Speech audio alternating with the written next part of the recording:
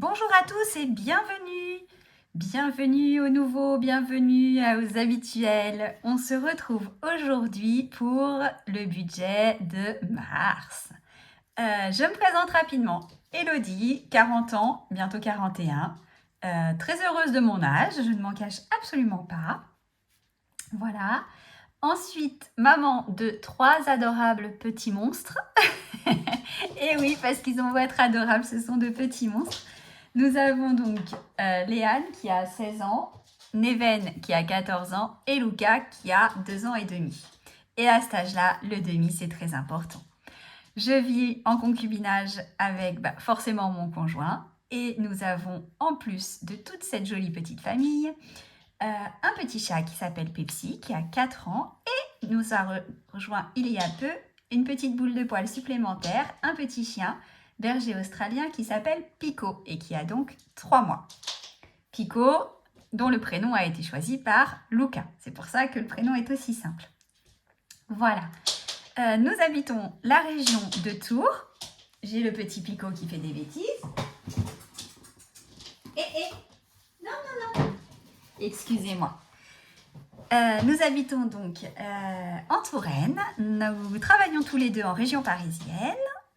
Voilà. Quoi vous dire de plus sur nous? Eh bien, pas grand-chose, si ce n'est que nous essayons de consommer pour la nourriture locale. Nous essayons de consommer bio, production proche de chez nous, beaucoup de fruits, beaucoup de légumes, puisque mon conjoint est intolérant au gluten. Voilà, donc forcément, ça donne des obligations sur une alimentation saine, ce qui n'est pas plus mal pour tout le monde. Sur la prochaine vidéo, qui sera la vidéo du bilan du mois de février, je vous présenterai aussi le menu établi pour le mois de mars. Pour l'instant, il n'est pas encore établi, on n'est que le 22 février. Je n'ai pas encore établi le menu, mais je vous le partagerai avec grand plaisir. On y va pour le budget. Alors, pour m'expliquer, donc, je suis la seule à faire la méthode budgétaire. Mon mari y suit rien du tout. Parce qu'en fait, mon homme, nous avons convenu que je m'occupe des charges variables et qu'il s'occupe des charges fixes. Ce qui veut dire que vous ne verrez pas ici tout ce qui va être loyer, crédit et les impôts type impôts fonciers et autres, puisqu'en fait, c'est lui qui s'en occupe. Voilà. Donc, on y va pour le mois de mars. Alors, au mois de mars, mon salaire, je vais avoir... Donc, les entrées d'argent, c'est toujours les mêmes. Je vérifie que vous soyez cadré à peu près correctement. Je suis désolée pour la luminosité, mais j'ai un petit souci ce matin de luminosité. Alors, je cherche mon crayon de bois, mais j'ai dû me le faire voler par un de mes enfants. Bon, c'est pas grave, on va mettre l'approximatif, 2600 €. Ensuite, on va avoir la CAF. Donc, on est à nouveau le matin. Donc, Pico, le matin, il joue. Il joue beaucoup. Donc, vous allez l'entendre qui fait la nouille derrière. Alors, la pension. Donc, la CAF, on est à 286 €. La pension alimentaire, 500 €. Prévu, on a l'anglais de Léane, la musique des deux grands. On a la crèche de notre loulou d'amour et les ordures ménagères.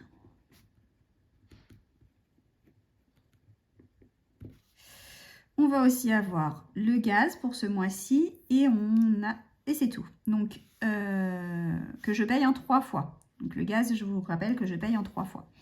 L'anglais, je prévois toujours 100 €. La musique, 120 €. La crèche, 100 €. Les ordures ménagères, c'est 30 € qui partent, ça c'est sûr et certain. D'ailleurs, les ordures ménagères, je devrais les mettre dans budgétiser. Et le gaz, on va en avoir pour 520 €. Voilà. Ensuite... Je ferai mes petits totos tout à l'heure. Je vais les faire avec le stylo rouge. Ici, on va avoir l'assurance. On va avoir tout ce qui va être téléphonie. Donc, je ne me suis toujours pas occupée. Il faut absolument que je m'en occupe.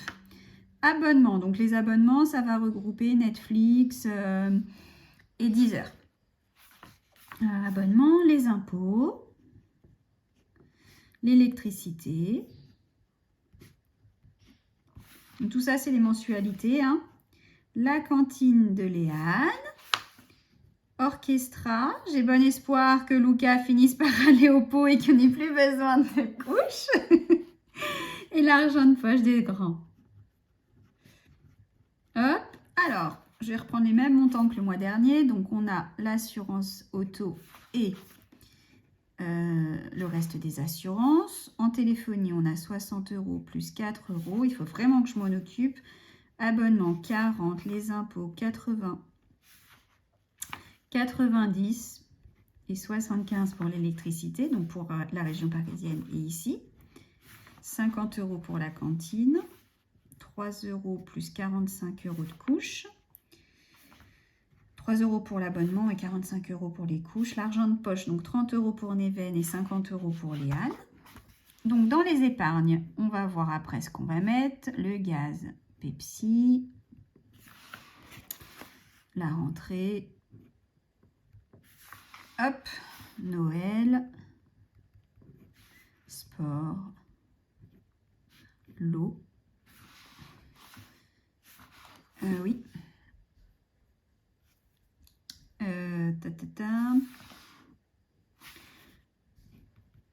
Les enveloppes enfants.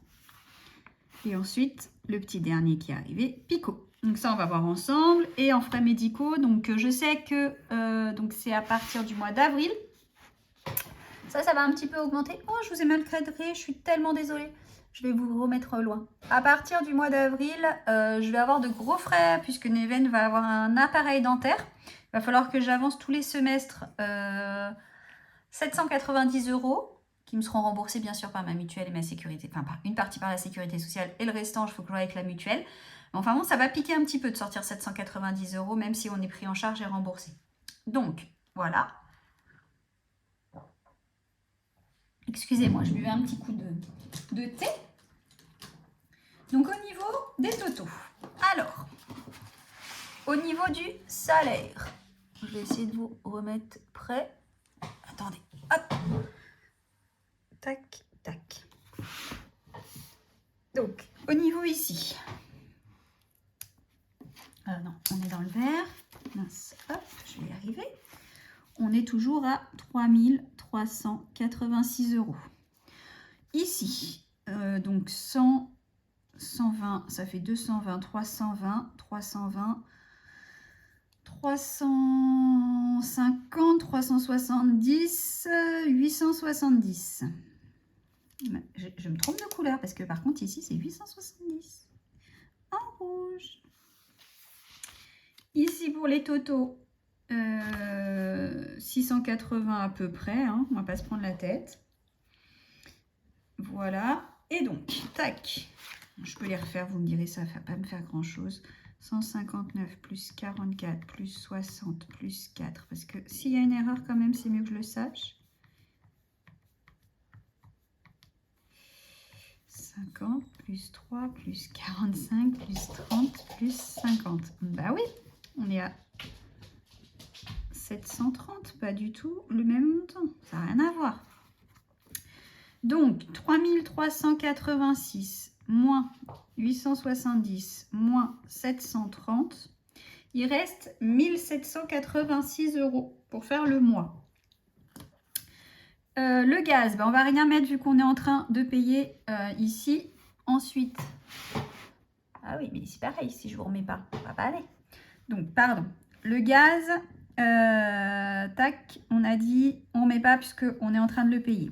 Pepsi, elle a déjà ce qu'il lui faut, donc on va pas en rajouter. On est d'accord.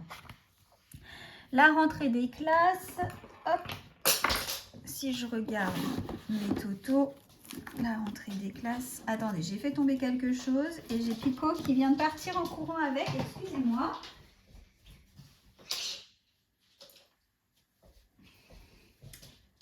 Je vous prie de m'excuser. Alors, je vous disais donc, la rentrée des classes, on a 350 €. Donc, on va rien rajouter, on est bon. Mince, pas bon stylo du coup.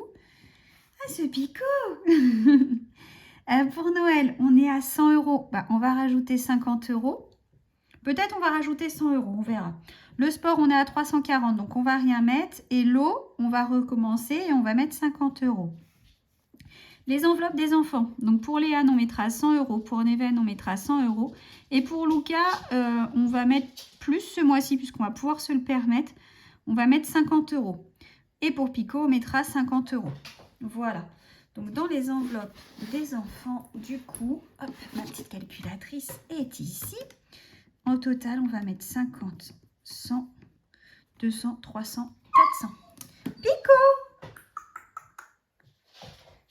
Donc on mettra 400 € ici. Voilà. Donc après, du coup, j'avais dit 1786 moins les 400 €. Il restera 1486 pour faire le reste du mois et pour faire tout le reste des achats.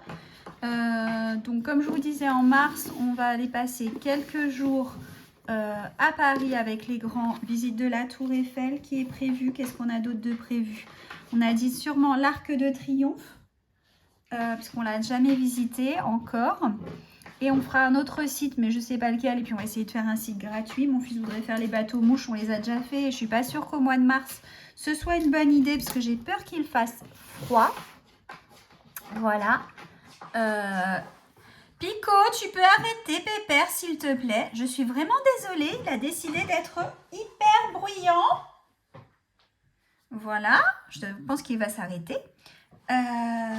Au niveau alimentation, on va prévoir un budget de 750 €.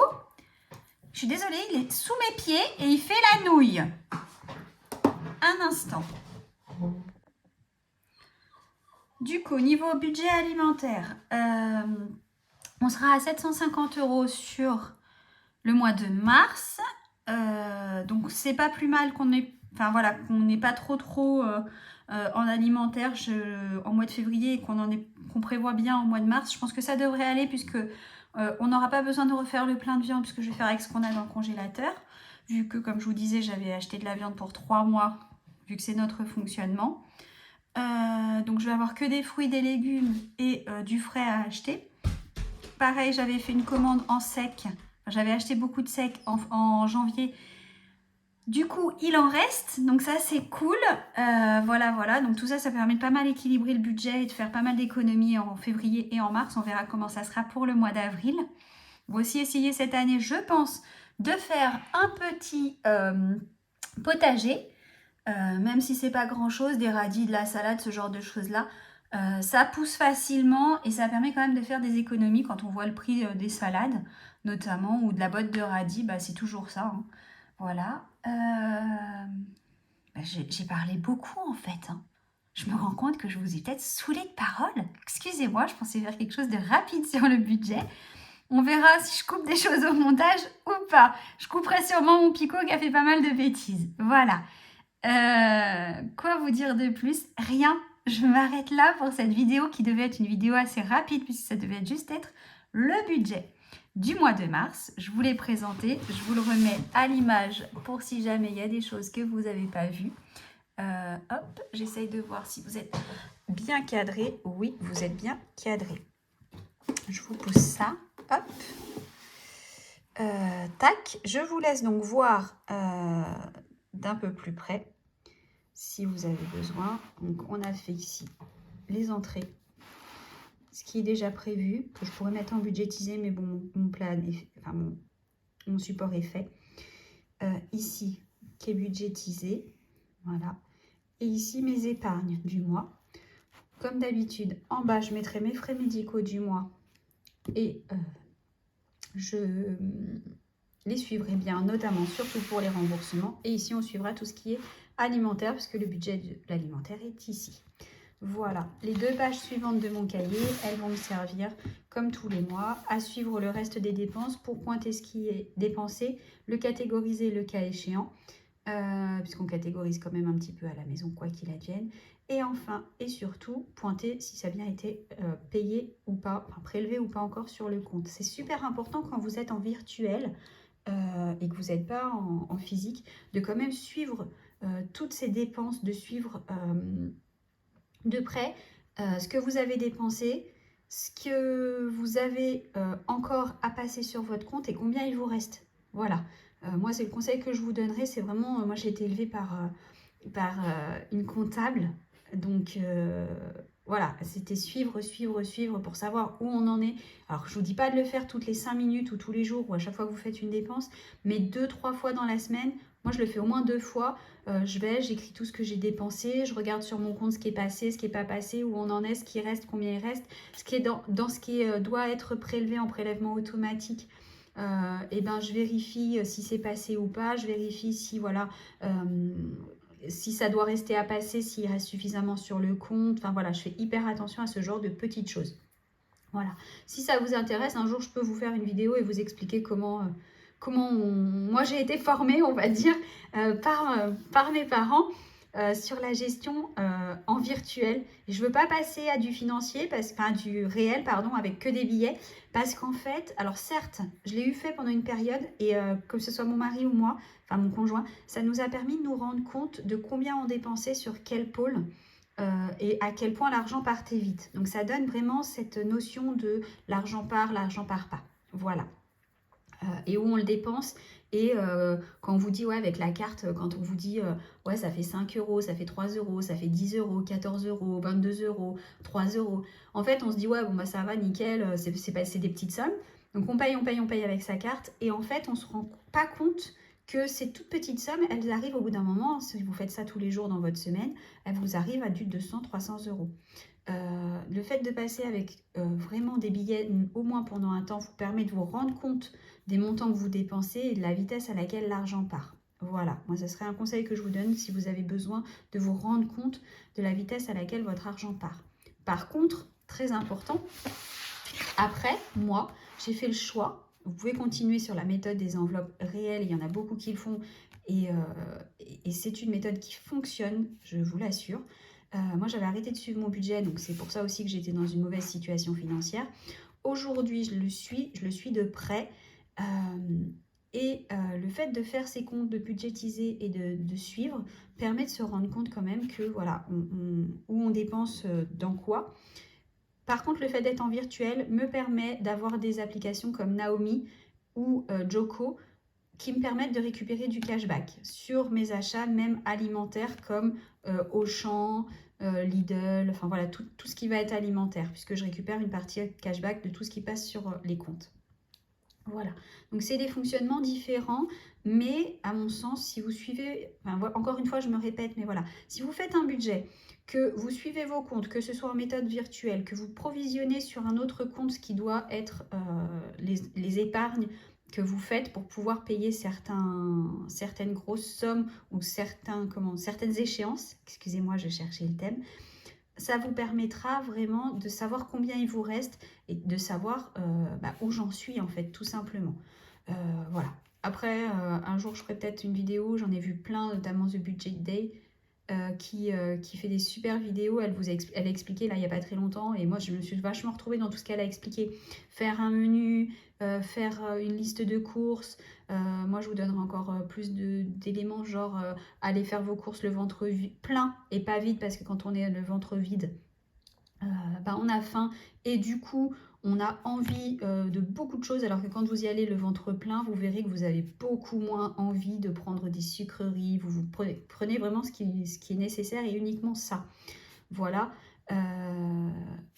Voilà, c'est des conseils qui permettent de restreindre son budget et de faire attention, et après de se faire plaisir, comme j'ai pu le dire un peu plus tôt dans la vidéo. Voilà, de se faire plaisir et de se faire un achat qui est un peu cher ou quoi, mais on en a envie, et puis il ne faut pas toujours se restreindre parce que sinon on a l'impression de ne plus vivre. Voilà. Bref, trêve de blabla, j'arrête de parler, je pense que je vous ai saoulé. Je ne sais pas ce que ça donnera au montage cette vidéo, mais voilà. En tout cas, elle est faite. Je vous retrouve très rapidement pour les bilans et les vidéos habituelles. Je vous souhaite à tous une excellente semaine. Profitez de la vie, faites attention à vous, faites attention à votre budget et faites attention à vos proches. Bisous à tous et à très bientôt.